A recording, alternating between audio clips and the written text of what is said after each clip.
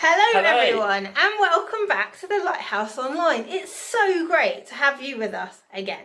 Now we're going to have a fun afternoon today, chock-a-block with songs and special guests and games and a Bible talk as we explore the 6th part in our series of the wonder of Easter and find out what happened to Jesus after he came back to life, which we saw last week. Well, I wonder, if Jesus is alive, where is he now? And what does it all mean for us if we believe in him? Well, there's some very good questions. We're going to find out more about those later on. Well, let's start by saying hello to some of our leaders. Now, first up, Dan's got a message for us, including a few challenges of his own. Hi guys, hope everyone is doing okay, enjoying their time at home. But today I have a little challenge for you lot, a little Easter challenge. At the bottom of my screen here, you'll see 8 anagrams to do with Easter. Your job is to unscramble them all and decipher what they mean. Now, if you're feeling really lucky, I have a bonus challenge for you. So in this picture, I have hidden an egg within the image. Can you find the egg? Sounds exciting, right? Get it? Exciting? Well, but Easter is a very important time for us Christians because we celebrate what Jesus has done for us. And we know that he is alive. Take care guys, see you all soon. And Andrea has also got a message for us about rainbows. Let's take a look. Hi Lighthouse, Andrea here, how are you? Hope you had a lovely Easter and I hope you're managing to find lots of things to do to stop yourselves from getting too bored. For me, I've been busy doing some knitting and I've been knitting a blanket. Hope you can see that. That's about halfway through, so hopefully I'm going to have that finished soon. I've also been spending time reading my Bible and getting closer to God that way. And I have this lovely Bible which also doubles up as a colouring Bible, and I just wanted to show you one I've done recently. Hope you can see that. That one says, "When I see the rainbow in the clouds, I will remember the eternal covenant between God and every living creature on earth." And covenant is another word for promise. And we know that God is faithful and can be trusted to keep his promises. And one of the most important promises God has made is regarding his son Jesus, who he sent into the world to save us. And he said that everybody that believes in Jesus, he's going to rescue and save. And it's been really encouraging for me lately because as I've been walking my dog around the neighbourhood, I've seen lots of beautiful rainbows in the windows which have been drawn by children, and every time I see those rainbows it reminds me of God and his faithfulness and his promise to protect his children. So if you haven't already drawn a rainbow and put one in your window, then perhaps that's something you could do this week to stop yourselves from getting bored. So I look forward to seeing you soon. I miss you, but I want you to know that I'm praying for you all. So take care. Bye for now. And Lydia and Esther have also got a hello message for us. Hello everyone at the Lighthouse. Wasn't it great to see all their faces? Well, if you want to take part in our Say Hello section next week, then get your grown-up to send me a video of you saying hello, maybe with a short message, and perhaps you can be in it next week. Now, I did set you some challenges last week. Now, Lydia has had a go at the blindfold one, so let's see how she got on. Okay, so as per the challenge that Laura set for the young people this week, we're going to do the blindfold challenge. So I've selected an item in the house and Lydia is now blindfolded and she is going to try and work out what the item is. So she's going to ask 2 questions before she's allowed to feel it. So just for the young people at home watching, this is the item. Okay, so Lydia, what questions would you like to ask? Is it flat? It is quite flat and it's long.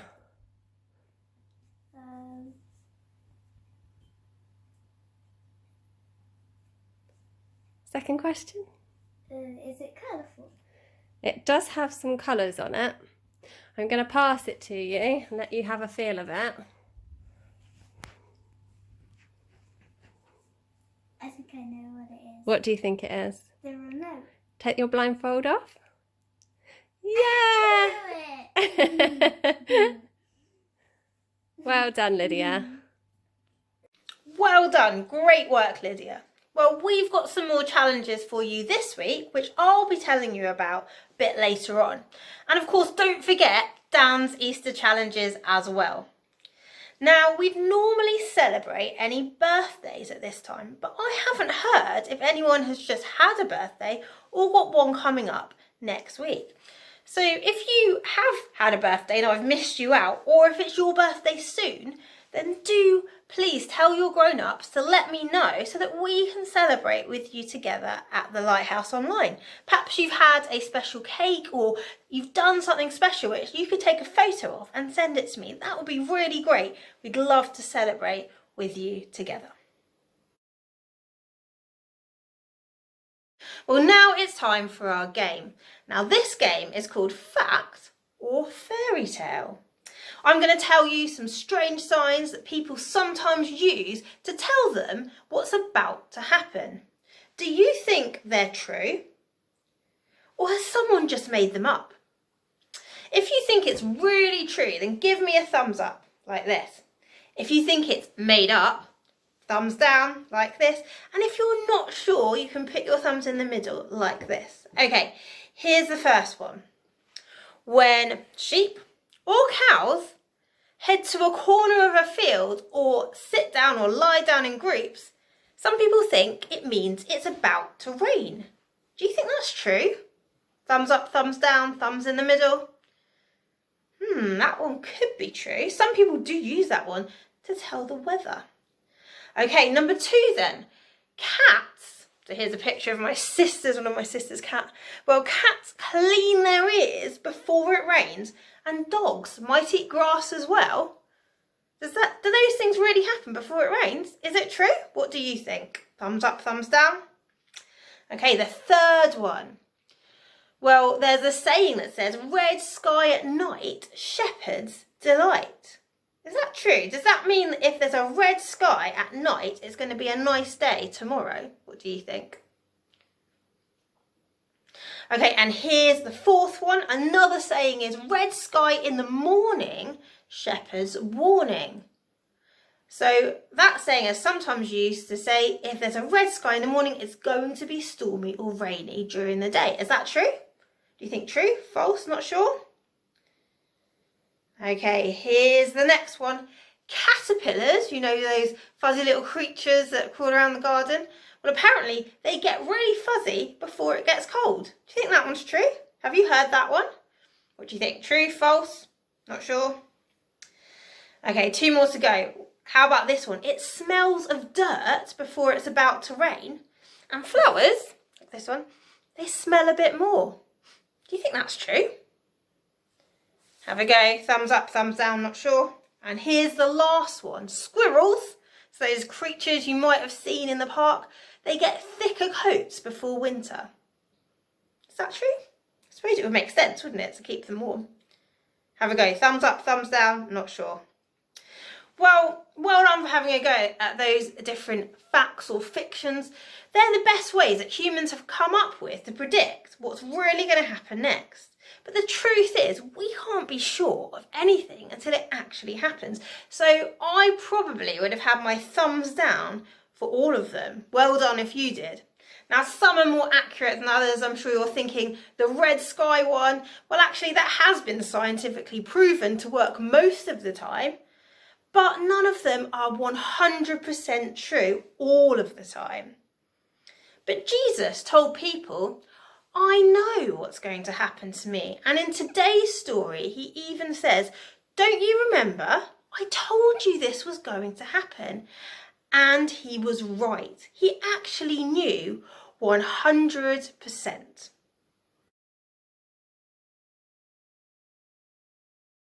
Well, in this series, we are looking at the most important moments in the Easter story. And last week, we saw that although Jesus died on the cross on Good Friday, he came back to life just 2 days later on Easter Sunday. This proves that he is who he said he was, God with skin on, who is powerful over death. Now, the fact that Jesus came back to life proves that he really can rescue people through his death on the cross and give them life forever. Well, we saw last week, didn't we, that when 2 of his friends got to meet him as they were walking on the road on Easter Sunday, they saw him after Jesus had come back to life. They got the surprise of their lives, and after they'd seen him, they knew that their job was to tell others about all they had seen and all they had heard. So that is exactly what they did.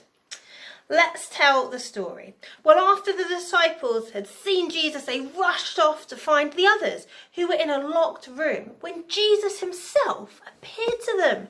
He was right before their eyes. At first, they didn't believe he was really alive. They thought he was a ghost. Ooh. But after they saw his hands and saw his feet and touched his side for themselves, and after he ate some fish right before their very eyes, they realised that he really was alive with a real and living body. They were so surprised. So Jesus needed to explain what had just happened. Jesus said to them, Remember when I was with you before? I said that everything written about me must happen. Everything in the law of Moses, which is right here, and also in the prophets, which is here, and also in the Psalms as well. Then Jesus opened their minds so that they could understand the scriptures. He said to them, It is written that the Christ would be killed and rise from death on the 3rd day. You saw these things happen. You are witnesses. Now you must tell people to change their hearts and their lives. And if they do this, their sins will be forgiven. You must start right here in Jerusalem and preach these things in my name to all the nations. Listen, my Father has promised you something very important that I will send to you. But you must stay here in Jerusalem until you receive the power from heaven. Well, Jesus appeared to the disciples in a room and he explained everything that the Bible said about him. Well, imagine this. Imagine one of those disciples, he'd stayed behind in that room whilst everyone else had gone, and then a servant girl comes in and she asks him some pretty awkward questions. Someone's had a good time in here. Party, was it? Well, yeah, it turned into a bit of a reunion, actually. Oh, that's nice. Old school friends? Well, not quite. A load of us spent a few years on the road with this guy, and we thought he died. And I know this sounds ridiculous, but he's alive. That would be Jesus, would it? You know him? No, but I've read all about him. Read about him? Yeah. Is there a book about him already? Yeah, it's been out for ages. Centuries. Haven't you read the Bible? Well, yeah. Well, maybe no. It's full of Jesus. Like the Passover, isn't it? When Moses led his people out of Egypt and they had to sacrifice the lamb. Oh, that's kind of about Jesus too, isn't it? Well, when you put it like that, I suppose so. Which I guess is like the whole temple sacrifice system, taking away the sins of the nation. There's a story about that David, that shepherd boy, who came from Bethlehem, defeating the giant Goliath and saving God's people. Well, yeah, when you put it like that. And like Joseph and Daniel and Joshua and Samson, all like Jesus in a way. Oh, isn't it amazing how all those stories fit together Well, yeah. and are all about Jesus? There they were, staring us in the face all along, and people just didn't realise it. Yeah. They didn't, did they? All the temple priests who knew the scriptures, they didn't realise Jesus was quoting the Psalms from the cross. Yeah, idiots. Mind you, those disciples didn't seem to know any better. Well, They were with him all the time. Why didn't they realise? yeah, but why don't I give you a hand with those plates? Oh, thanks.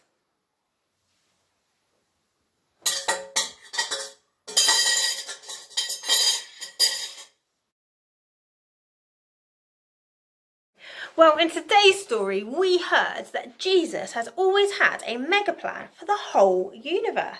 So I've drawn a version of it out here for you to have a look at. And we can see point number 1 on the plan is the cross. And the cross tells us that the king must be killed. And that's part number 1. Part number 2 then we can see is the empty tomb. And the empty tomb tells us that the king must rise from death. That's part 2. And part 3 we can see is a speech bubble, and it tells us that Jesus' followers must tell other people the good news, that Jesus is the king, that they should turn their lives around, turn their hearts and their lives in a U-turn back to God, and then they can be forgiven. Now we can see that Jesus' mega plan for the whole universe is well underway.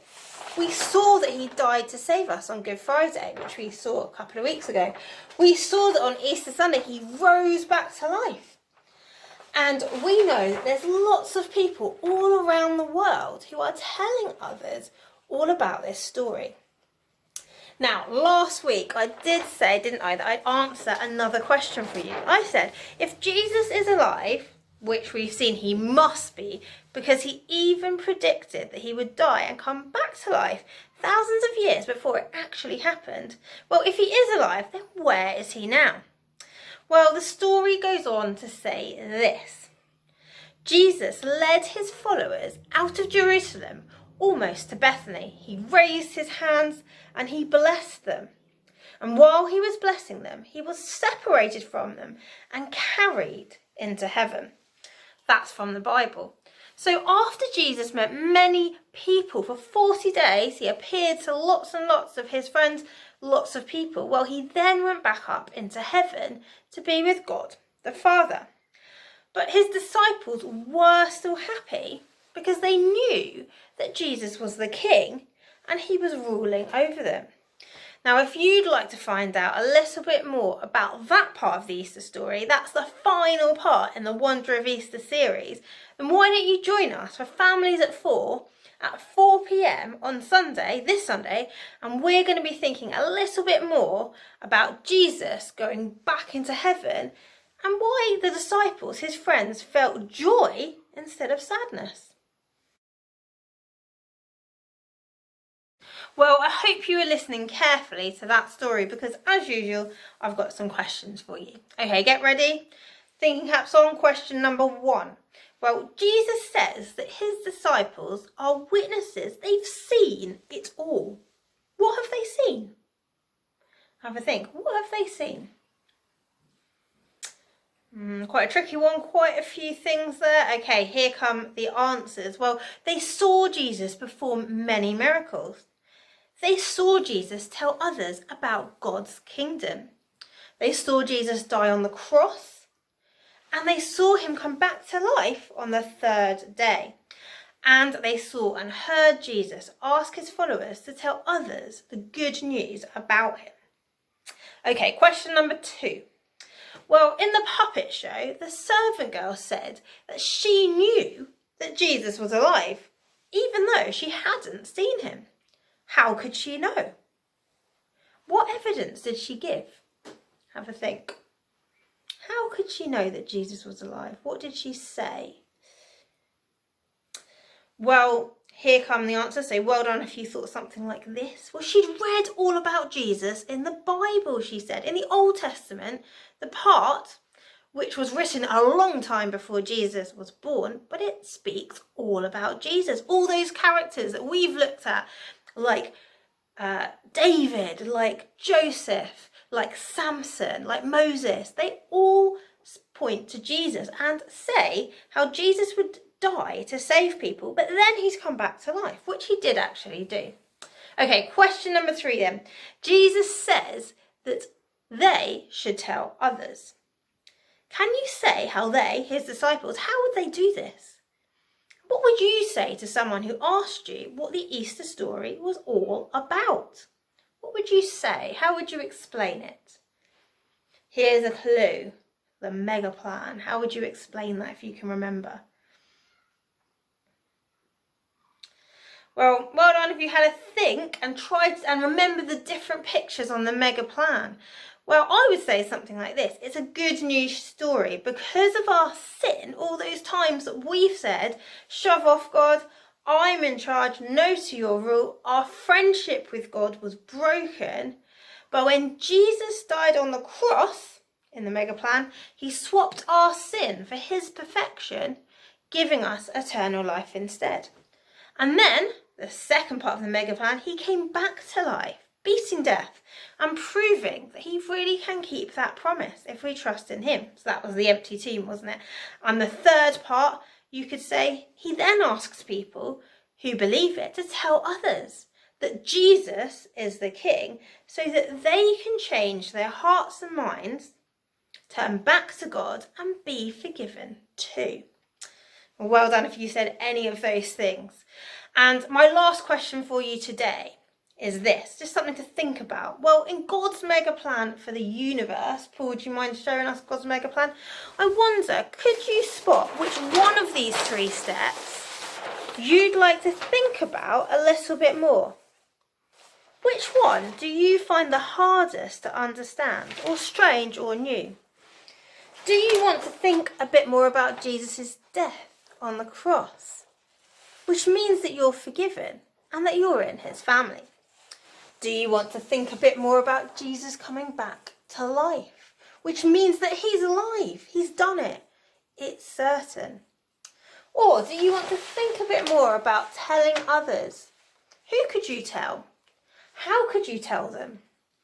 Well, pick one of these 3 parts of Jesus' mega plan for the universe to think a little bit more about now.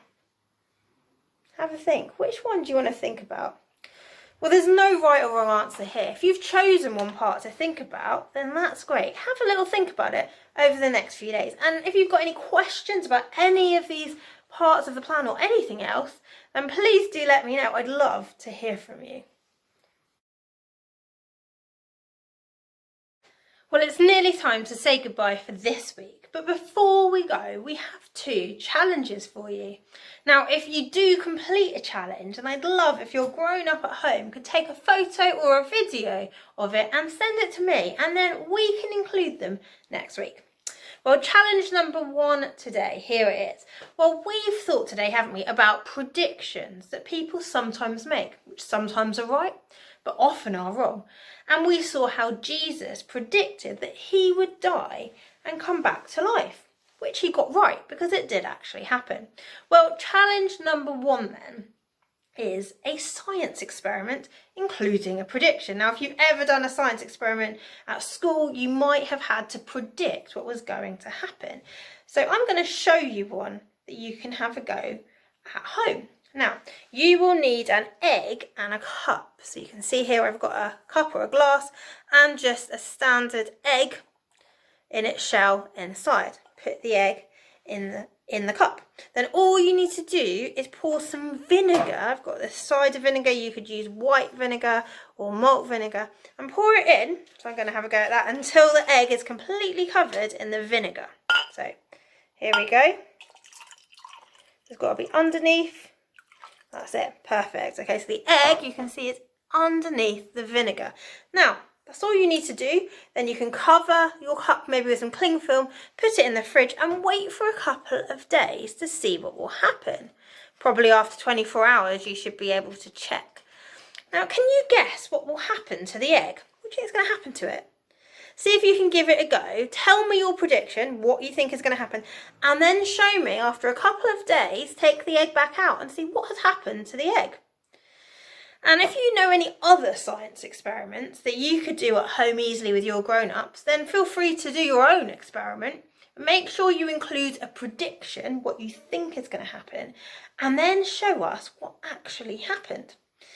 Now, if you can get your grown-up at home to film or to take a photo of your science experiment and your prediction and send it to me, we can show it next week. It'll be so great to see some really good science experiments and predictions. Well, challenge number 2 then is a craft. Now, in our story today, we thought about God's mega plan for the universe, didn't we? So I was wondering, could you have a go at making your own versions of the mega plan that I drew?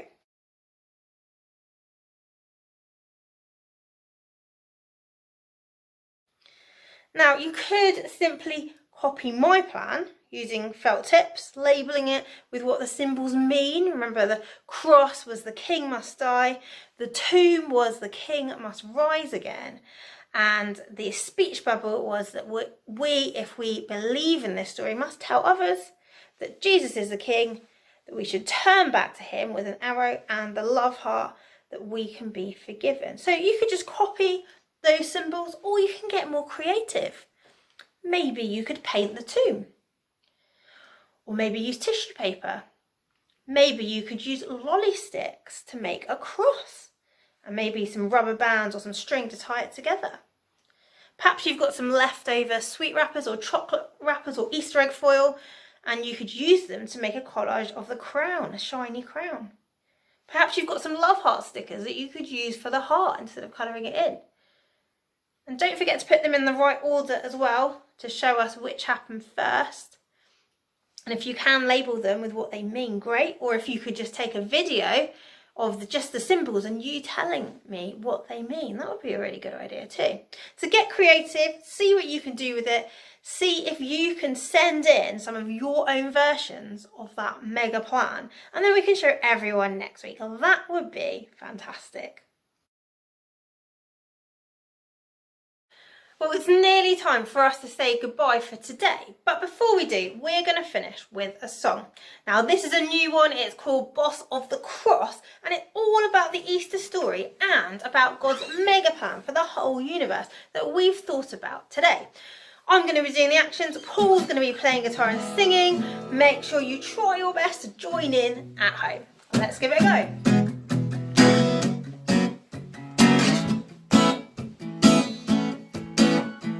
Boss of the cross bore the sin and the shame when he suffered and bled and lay down with the dead. But the Lamb who was slain, who rose up again, is the hope of the lost. He's the boss of the cross. Sin didn't stain him, death didn't claim him. He rose again, he's boss of the cross. See God raise him, everyone praise him. Mighty Jesus, boss of the cross.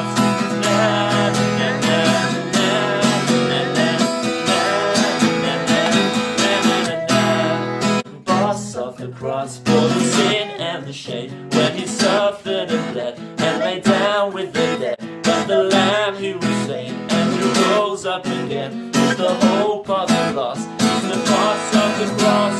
Sin didn't stain him, death didn't claim him. He rose again, he's boss of the cross. See God raise him, everyone will praise him. Mighty Jesus, boss of the cross.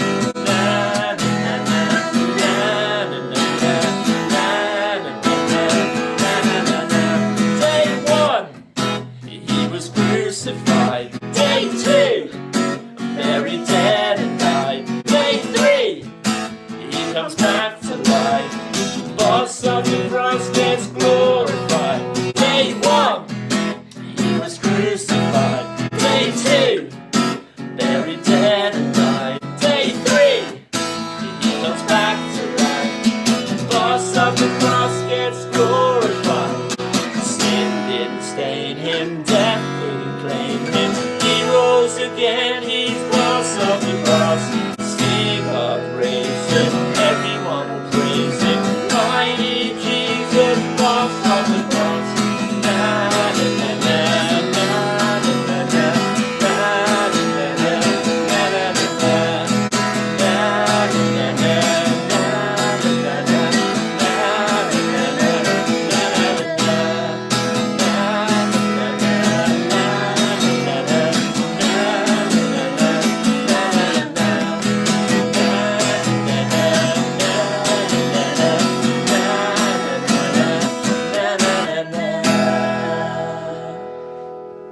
Well, we hope you've enjoyed the Lighthouse Online today. We look forward to seeing you next week, where we'll be starting a new series all about how God cares for us and how Jesus cares for us too, as we look at some different characters in the Bible. Have a great week and see you next Wednesday.